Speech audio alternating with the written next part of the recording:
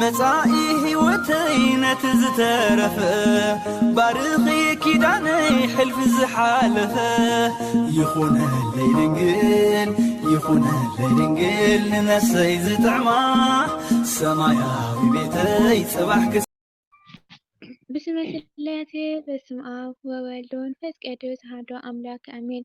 ሰላም እግዚአብሔር አምላክ ይብዛልኩም ተከታተልቲ ማደናተይኩም ከመይናኩም ደህና ዲኩም ወገኔ እግዚአብሔር ይመስገን ሰላምዬ እኳ ደህና መጻእኩም ላልኩ ደሞ እኳ ጽሕኩም ንባለ ሆሳዕና ያው ከፍተን ናይ ጾም 4 ሰናብቲ 8 ሰናብቲ መበል ሳምነይቲ ሰንበት ወይ ከዓ ሆሳዕና በፂሕና ኢና ስለኩሉ ነገር እግዚአብሔር ይመስገን እንኳዕ ኣብፅሕኩም ኣብፅሐና ብሰላም ድማ ናብ ብርሃነ ትንሣኤ የብቅዓና።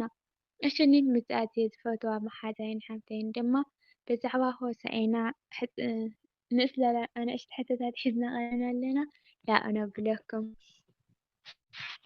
እሺ ትትወየ ሕቶ ቁጥሪ 1 ሆሳዕና ማለት እንታይ ማለት እዩ? እሽኒ ብርየ ማሕሪ ቃልዮት ይስማዕና ፀጊ ዝሓልኩ ጓልኒ ሆሳዕና ማለት ኦ ጎይታ ከዘይ ኣድሕነና ቃልጢፍካ ንዓ ምፃእ ኣድሕነና ማለት እዩ። ኣሜን ብሓቂ ቃልዮት ይስምዐልና። ካልአይቲ ዋኒ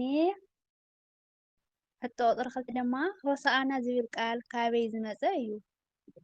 ብሓቂ ቃልዮት ይስማዓልና ፀጊ ዝሓልኪ ካልአይቲ ዋኒ ሆሳዕና ዝብል ቃል ናይ ዕብራይስጥ ኮይኑ ትርጉሙ ድማ መድሓኒት ወይ ድማ ቀልጢፍካ ንዓ ኣድሕነና ማለት እዩ።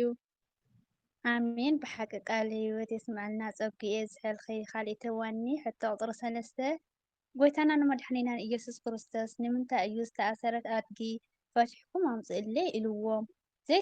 ዘይተኣሰረ ኣእዱግ ስለዘይነበራ ድዩ ወይስ ምክንያት ኣለዎ እዩ?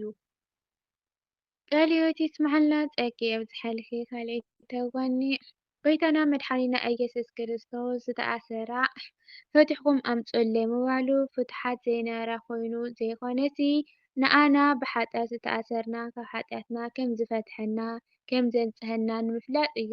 ከምኡ እውን ፈቲሕኩም ኣምፅእለይ ምባሉ ንሃዋርያት ክፈትሑ ስልጣን ከም ዝሃቦም እዩ ዘመልክተና።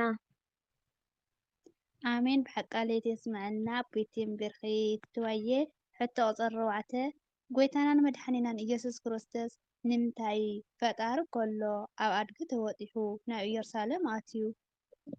ብሓቂ ቃልዮት ይስማዓልና ፀጊ ዝሕልኪ ካልአይቲ ዋኒ እሽኒ ጎይታና መድሓኒና ኢየሱስ ክርስቶስ ክነሱ ፈጣሪ ኣብ ኣድጊ ተወጢሑ ናብ ኢየሩሳሌም ዝኣተወሉ ሓደ ጎይታና ናብዚ ዓለም ዝመፀ ንትሕትና እምበር ንልዕልና ከም ዘይመፀ ንከረድአና ኣብቲ ብኩሉ ዝተነዓቀት ኣድጊ ተወጢሑ ትሕትና ክምህረና እዩ።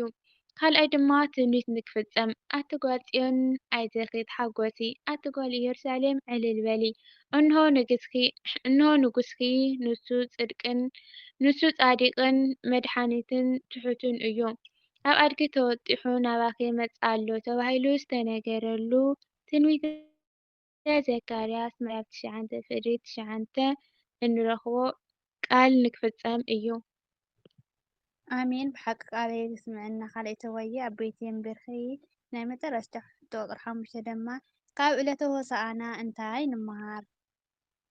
ብሓቂ ቃልዮት ይስማዓልና ፀጊ ዝሕልኪ ካልአይቲ ዋኒ ካብ ዕለተ ሆሳዕና ብዙሕ ንምሃር ንኽእል ኢና። ለምሳሌ ትሕትና ንምሃር ክነሱ ንጉስ ሰማይን ምድርን ፈጣሪ ኩሉ ዓለም ከኣሉ ኩሉ ከሎ ኣብ ኣድጊ ምውጥሑ ፍፁም ትሕትና ንምሃር። ካልኣይ ድማ ንእግዚአብሔር ዝሰኣነ ነገር ከም ዘየለ ንምሃር ማለት ንኣድጊ በልዓም ከም ዝዛረበ ኣማን ኢየሩሳሌም እውን ንፈጣሪኦም ከም ዘመስገኑ ንርኢ ኢና። ስለዚ ካብ ሆሳዕና ብዙሕ ነገር ንምሃር ኢና። ለምሳሌ ግን እዚአን ጠቂስና እኒአና ማለት እዩ። እሽኒ ብርየ ማሕሪ ቃልዮት ይስማዓልና ፀጊ ዝሓልኪ ዛናተይ ዝነበረና ሕቶታት ንዘይመሰል ዝወደቀን ዝነፀን ድማ ብኣፍተጋም መላእክቲ ይተኣረመልና ርሑስ በዓለ ሆሳዕና የግበረልና ፆምና ብሰላም ጀሚሩ ድማ ብሰላም ይፈፅመልና።